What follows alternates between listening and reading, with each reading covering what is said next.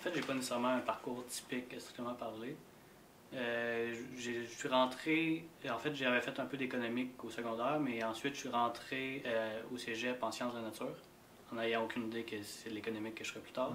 En fait, j'ai été un peu perdu pendant un certain moment parce que j'aimais bien les sciences de la nature, mais pour la rigueur, la formalité, pour le fait d'essayer de faire de la recherche, mais il me manquait un peu le facteur humain.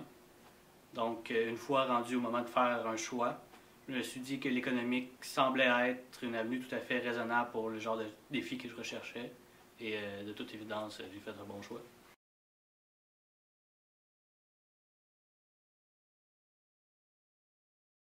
Mais dans le cas de l'économie, ce qui est particulièrement intéressant, c'est que c'est incroyablement large. En fait, les possibilités de relation avec toutes les autres disciplines, presque, sont incroyablement là, puisque, ben, c'est cliché de le dire, mais l'économie, au fond, c'est la science des choix.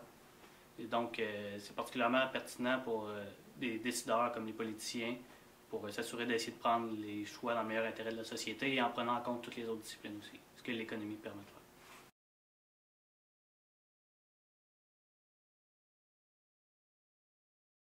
Outre le fait d'être une discipline très polyvalente et donc pouvoir se marier avec les autres, ce que l'économique a de particulier par rapport aux autres disciplines, c'est que son niveau de formalité. Mais par rapport à d'autres disciplines plus humaines, je trouve que l'économique a quand même un certain degré de formalité et essaye de, enfin, chez les bons économistes, essaie de réellement prouver les choses avec un niveau de certitude et de formalité suffisamment élevé pour que l'information donnée soit de qualité.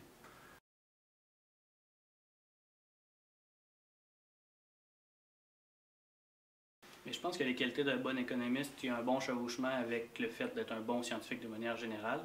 Mais ce qui est plus particulier à l'économie, c'est-à-dire à la discipline économique, c'est d'avoir du jugement. C'est clair que dans à peu près toutes les sphères de la vie, il faut avoir du jugement. Mais dans le cas de l'économique, ce qui est particulier, c'est que puisque les modèles ne sont pas nécessairement acceptés universellement, ou que, par exemple, les données et la théorie ont chacun une valeur mais ne concordent pas parfaitement, il faut avoir un certain degré de jugement, que ce soit pour prendre des décisions, pour décider quel angle adopter.